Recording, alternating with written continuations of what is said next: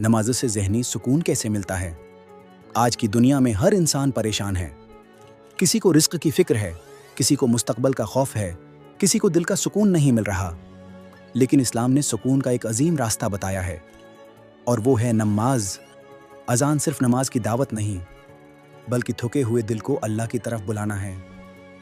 नमाज इंसान को दुनिया की भागदौड़ से चंद लम्हों के लिए अलग कर देती है।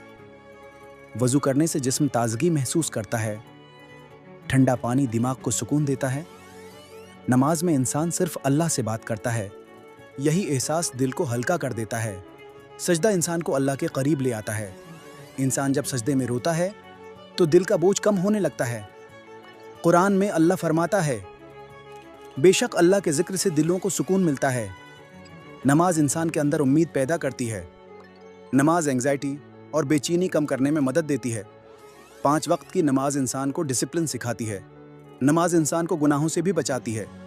जो शख्स नमाज का पाबंद हो जाए, उसके दिल में मजबूती पैदा होने लगती है। दुनिया सुकून दवाइयों में ढूंढ रही है, जबकि मुसलमान का सुकून नमाज में है। अगर दिल बेचैन हो तो नमाज की तरफ लौट आएं, क्योंकि असल सुकून सिर्फ अल्लाह के पास है।